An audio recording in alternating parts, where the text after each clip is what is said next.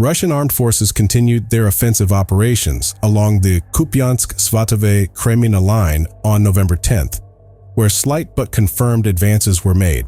Geolocation materials published on November 7th and 9 show that the Russians moved their positions slightly southwest of Petropavlovka, which is located 7 kilometers east of Kupiansk.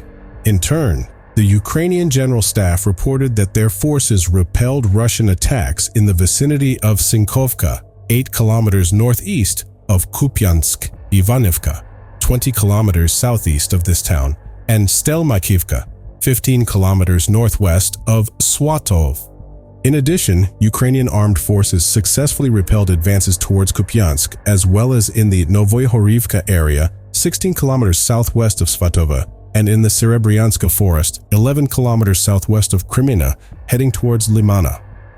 Lieutenant Colonel Volodymyr Fityo, spokesman for the Ukrainian ground forces, said the Russians had slightly increased the intensity of their assault operations in the Kupiansk area, while using more vehicles for ground attacks. At the same time, the spokesman of the Russian Western Group of Forces, Sergei Zabinsky, reported that on November 10th, Russian forces repelled 3 Ukrainian attacks near Timkivka, 20 kilometers southeast of Kupiansk, and Sinkivka, heading towards that town.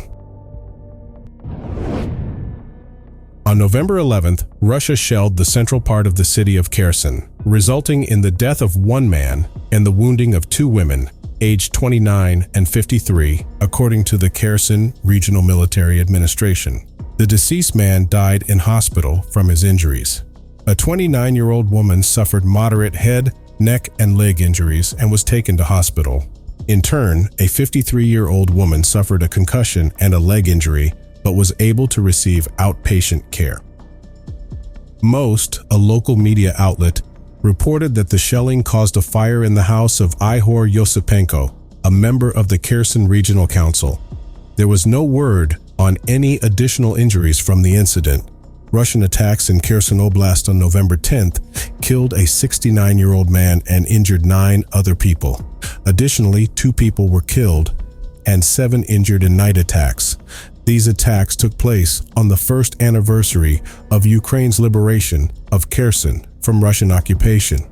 Kherson was the only regional capital of Ukraine that Russia captured since the beginning of its full-scale invasion. The president of Ukraine, Volodymyr Zelensky, celebrated this anniversary with the words, "A year ago, the Ukrainian flag returned to Kherson. We all remember this day and these emotions well. Kherson and its inhabitants, thank you for your perseverance and faith in Ukraine." Since its liberation, the city of Kherson has been regularly attacked by Russian forces, and much of the Kherson Oblast remains under Russian occupation. On November 10th, Ukrainian forces continued their offensive operations on Bakhmut's southern flank, where slight but confirmed advances were made. A Russian milblogger on November 9th published geolocation footage suggesting that Ukrainian forces had advanced slightly north of Klishchivka, 7 kilometers southwest of Bakhmut. The General Staff of Ukraine informed about the continuation of assault operations towards Bakhmut. On the same day, Russian forces launched attacks on Bakhmut's northern and southern flanks, achieving small territorial gains. Klishchivka. One Russian milblogger claimed that the Russians had regained some previously lost positions north of Andriivka, 10 kilometers southwest of Bakhmut near the reservoir, by strengthening their positions in the forest behind the railway tracks and pushed Ukrainian forces away from the T-0513 highway. Geolocation materials published on November 10th show that the Russians have moved their positions in the forested area north of. Milblogger also added that Ukrainian forces continue to hold positions north of Klishchivka, behind the railway line, and that Ukrainian mines, drones, and artillery fire are complicating Russian attacks on Bakhmut's southern flank. Another Russian milblogger similarly stated that the Russians were continuing their counterattack near Klishchivka and Berchivka, immediately north of Bakhmut, and had successfully pushed Ukrainian forces several hundred meters away from the railway near Klishchivka. Russian milbloggers also claimed that Russian forces were advancing near the Berchivka reservoir and further west along the railway north of Bakhmut.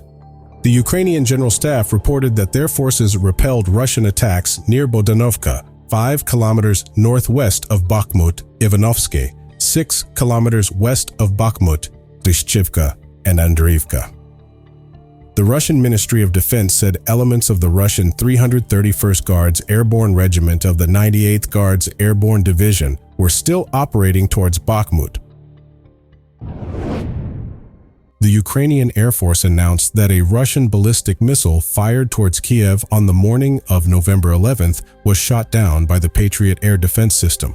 The report noted that it has not yet been determined whether the missile used by Russia was of the Iskander or S-400 type.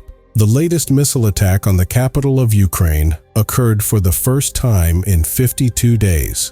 Around 8 o'clock in the morning, explosions were heard in Kiev, which were the result of active air defense, followed by alarm sirens. No damage or casualties were reported in the city as a result of the attack. In April, Ukraine received the first 2 Patriot systems delivered by the United States and Germany. These highly effective defense systems are crucial to protecting Ukraine's airspace, as they have proven effective even against advanced Russian missiles such as the Kh-47M2 Kinzhal. In October, Germany pledged to deliver another Patriot system to Ukraine as it prepares to counter intensified missile attacks that may occur in the coming winter months. On November 10th, Russian forces conducted offensive operations in the Avdiivka area but made no significant progress. Russian milbloggers claimed that their forces had reached and entered the steppe outskirts, 3 kilometers northwest of Avdiivka, and continued fighting in the area. Milblogger with ties to the Kremlin added that the Russians also secured positions on the railway line, which was supposed to bring them tactical successes near the steppe. Another Russian milblogger claimed that their forces are trying to surround Avdiivka and deprive Ukrainian forces of the opportunity to maintain their position in the rear towards this city. Russian milbloggers also claimed that Russian forces were continuing attacks towards the Avdiivka coking plant north of the city and in the towns of Stepovka, Berdicha, 5 kilometers northwest of Avdiivka Severn, 6 kilometers west of Avdiivka, and Tonenka, 5 kilometers west of Avdiivki. The Ukrainian General Staff reported that Ukrainian forces repelled Russian attacks east and southeast of Novokalinov, 7 kilometers north of Avdiivka, near Steppe Avdiivka, Severn, and Pervomaiska, 11 kilometers southwest of Avdiivka and south of Tonenka. Tavrisk, Colonel Oleksandr Shtupun, stated that the main target of Russian forces is the Avdiivka coking plant because the capture of this plant would allow them to establish defensive positions in the industrial area. The spokesman of the Ukrainian group of forces, Russian milbloggers, also reported that on November 10th, Ukrainian forces launched a counterattack towards Avdiivka, regaining previously lost positions. A Kremlin-linked milblogger claimed that Ukrainian forces launched a counterattack northeast of Vodyany, 7 kilometers southwest of Avdiivka, regaining some previously lost positions. Another milblogger stated that Ukrainian forces are consistently trying to counterattack to regain lost positions. Ukraine's commander-in-chief, General Valery Zaluzhny, reported that Ukrainian forces destroyed over 100 Russian tanks and 100 armored vehicles, approximately 50 artillery systems, and 7 Su-25 aircraft during Russian attacks on Avdiivka in almost a month. Zaluzhny added that the total Russian losses in the direction of Avdiivka amounted to about 10,000 people. Shtupun reported that daily Russian losses average 400 to 600 people and noted that Ukrainian forces use aerial reconnaissance and intelligence to prevent Russian forces from strengthening.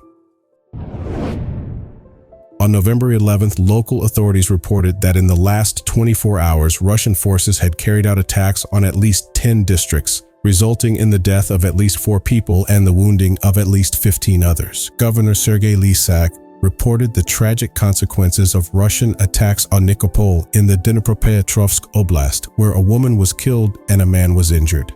The military administration of the Donetsk region provided information about a person injured in the attacks on the Donetsk region in the town of Yantarna. Governor Oleksandr Prokudin of Kherson Oblast reported the death of 2 people and the wounding of 8 others as a result of Russian attacks. According to him, the targets of the attacks were residential districts, a humanitarian aid distribution point, and a factory in the Berislav Oblast. Artem Lysohor, governor of the Luhansk region, reported that a woman was injured as a result of a Russian attack on the town of Nevsky. The resident fell during the attack, resulting in a broken leg. Russian sources claimed that Ukrainian forces conducted offensive operations in the western Zaporizhia Oblast, but made no alleged or confirmed progress on November 10th. Russian milbloggers alleged that Ukrainian forces had unsuccessfully attacked near Kopani, 5 kilometers northwest of Robotyne, and Novoprokopivki, 2 kilometers south of Robotyne, adding that fighting was still ongoing in the hills northwest of Verbov, 9 kilometers east of Robotyne. Russian sources also reported meetings taking place near Robotyne. The Russian Ministry of Defense said that Russian forces repelled 14 Ukrainian attacks in the Verbova and Robotyne areas last week. In turn, according to information from the Ukrainian General Staff, Russian forces carried out offensive operations in the western Zaporizhia Oblast on November 10th, but did not record any confirmed progress. It was also reported that Russian unsuccessfully attacked Robotyne and Verbov nearby. A Russian news aggregator claimed that on November 9th, Russian forces launched a counterattack and advanced towards Robotyne.